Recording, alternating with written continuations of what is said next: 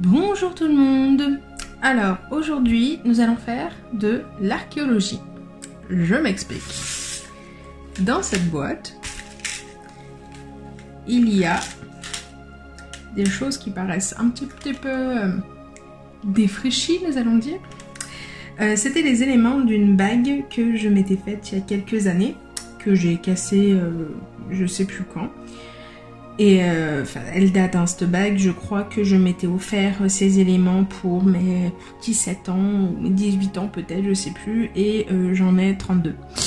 Donc voilà, ça c'est fait. Et donc du coup ça fait des années que je dois la remonter, et elle est toute simple. Le modèle n'est pas du tout de moi, c'était l'époque du Swarovski où je l'ai faite, ou je sais plus d'où je sors ce modèle. Et du coup, je me suis dit que je vais en profiter pour me passer l'idée en même temps, tant qu'à faire. Donc c'est un petit peu une bague à l'ancienne. Ça va pas être avec une aiguille et du tissage, ça va être avec du nylon un petit peu rigide comme nous avons, sans aiguille. C'était ça nos aiguilles. Et donc voilà. Donc j'arrête de blablater. Donc, je vais pas m'amuser à ouvrir ce chaton et à remettre la pierre pour vous montrer. C'est tout simple, hein, vous avez la griffe, vous posez et avec une pince délicatement vous rabattez. On voit qu'à l'époque c'était pas encore trop mon truc, parce que du coup elle a un peu une sale gueule. Mais bon, écoutez, ça tient encore. Hein.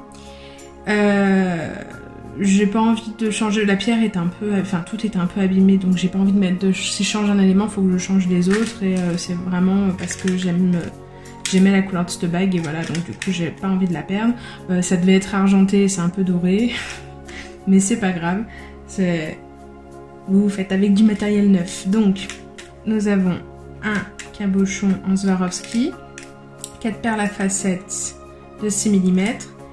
Et ensuite, vous savez, ces petites perles à facettes qui servent pour faire l'anneau. Après, vous ferez l'anneau comme vous voulez. Mais moi, je vous montre vraiment comment elle s'était fait à l'époque. Et de la rocaille. J'ai même pas pris de la taupe. J'ai pris vraiment de la rocaille basique et des demi-rondelles. Donc, je vais mettre tout ça dedans, délicatement. Ce sera plus facile à attraper. Donc, pour commencer, je vais pas la faire comme je l'ai fait à l'époque. Parce qu'à l'époque, j'avais dû, à mon avis, passer en... Voilà. J'avais dû passer en travers, et tant qu'à faire, autant le faire plus proprement aujourd'hui. Donc, pour cacher mon fil correctement, je vais passer dans le premier trou avec une extrémité et dans le deuxième avec l'autre. Et je vais bien attraper les deux en même temps pour tirer et centrer. Décidément, il passe pas avant la fin ce truc. Voilà, et centrer mon fil. Ensuite, en faisant attention à être dans le bon sens, je vais rattraper mes fils correctement, voilà. Je vais prendre une demi-rondelle, passer un premier fil dans un trou, un deuxième fil dans l'autre.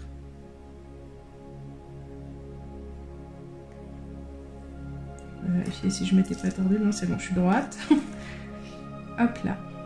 Dans le bon sens. Ensuite, sur un fil, je prends une 6 mm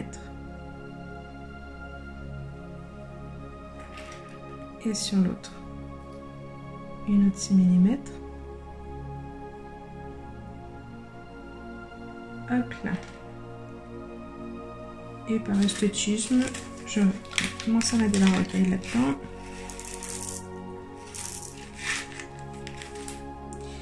Je vais, avant de fermer, mettre une rocaille sur un fil et une rocaille sur l'autre. Et pour fermer, je prends une de mes demi-facettes. Je sais plus comment on les appelle ces perles. Demi-facettes, ça doit être ça, je sais plus. Hop là. Et je tire.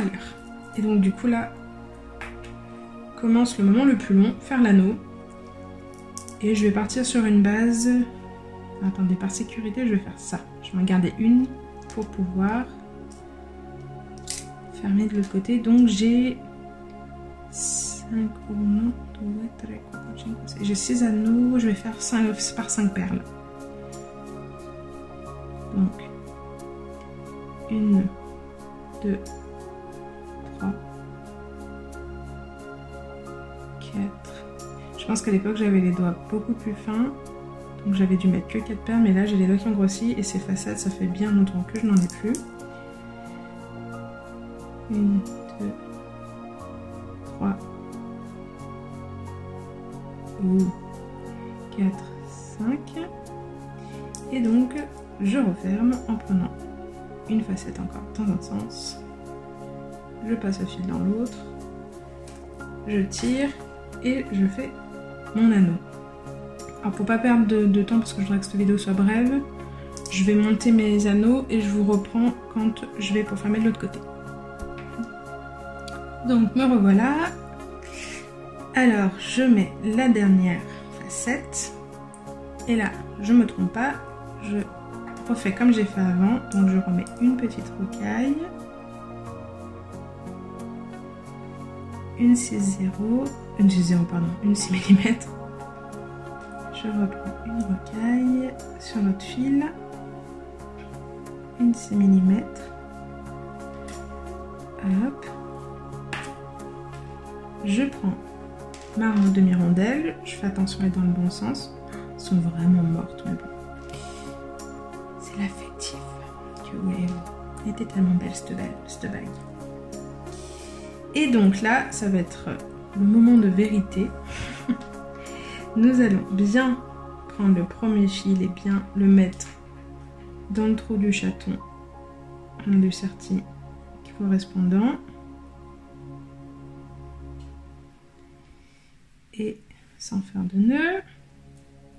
Je suis sûre que je me suis trompée. On va espérer que non. Non, c'est bon, c'est juste que j'ai entorti le fil. Hop là. On n'a plus l'habitude de travailler avec les fils comme ça. On a l'habitude de travailler avec notre aiguille. Et donc le deuxième fil dans le serti en face. Et avant de faire quoi que ce soit d'autre, hop là, si ça veut bien, hop, je tire bien pour tout serrer. Comme ça doit être normalement, et j'essaye ma bague. Il y a de grandes chances qu'elle soit trop petite, mais c'est pas grave, vous la mettrez à la bonne taille. Non, c'est bon. Donc voilà, elle a la bonne taille, donc je peux la dégager de mon doigt. Et donc je tire bien, et je vais en profiter d'être à ce stade-là pour faire le nœud, parce qu'après, qu'est-ce que j'ai encore fait moi? J'ai encore coincé mon fil. Hop. Donc j'en profite, comme je disais, pardon, d'être à ce stade-là pour faire mon nœud. Donc je tire tout bien, tout soit bien positionné.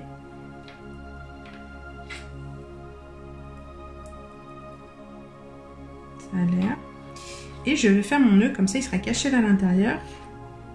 Mais je ne vais pas couper mon fil, je vais me servir de tout ce qui reste pour consolider, si j'arrive à repasser dans les trous.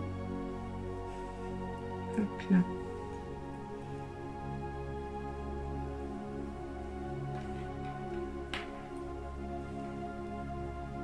Alors c'est pas grave qu'il soit pas mieux tant qu'il est de là-bas dessous et caché. On va faire comme ça, en passant bien le fil dedans. Hop.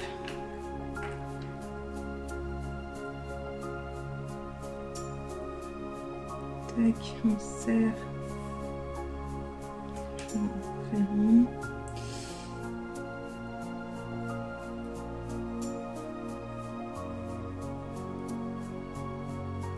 Et donc là, je vais prendre mon fil et je vais essayer de ressortir par le trou du serti. Ça va être le moment le plus embêtant.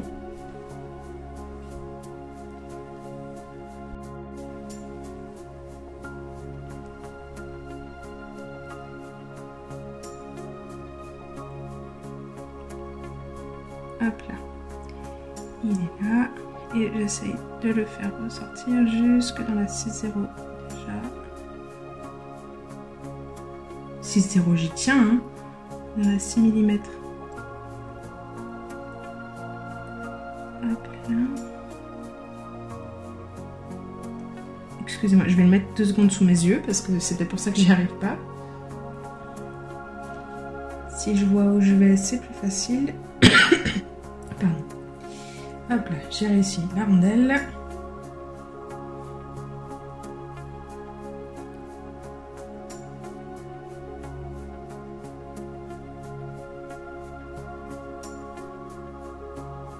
Non, faut que je remette sous mes yeux. Je te viens. Mais hop.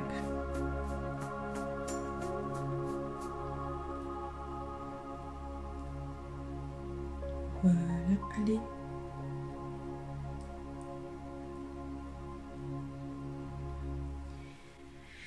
Hop, premier fil, deuxième fil. Deuxième fil, je fais la même chose, je repasse dans l'autre trou. Je suis désolée, je vais être hors champ, mais c'est vraiment pas facile avec les bras tendus, je vois pas ce que je fais du tout. Vous me pardonnerez. Mais je pense que c'est quand même bien d'essayer de repasser dans ces fils pour consolider le tout. Je vais vous mettre en pause parce que je vais mettre 10 ans et ça va prendre de la bande pour rien. Hop là, déjà le serti c'est fait, là est-ce que je vais... Tac.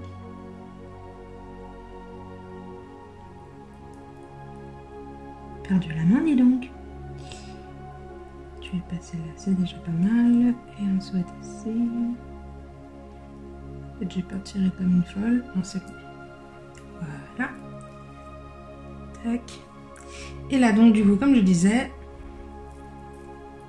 je vais repasser dans les perles que je croise en zigzagant, donc à faire.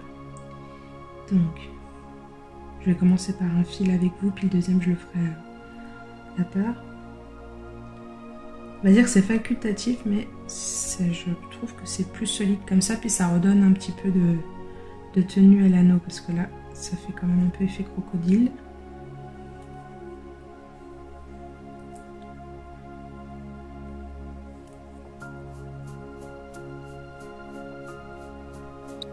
Et donc j'ai fait faire le nœud avant parce que je vous laisse imaginer comment j'ai galéré en ayant fait le nœud de ce côté, comment je galérerais en le faisant de l'autre une fois que tout est vraiment bien serré.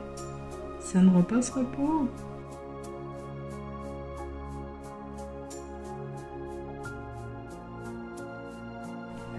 Ça c'est bien aligné, ça devrait pas m'embêter, mais ça a l'air de vouloir quand même m'embêter. C'est rentré. Ça va ressortir, je sais pas où.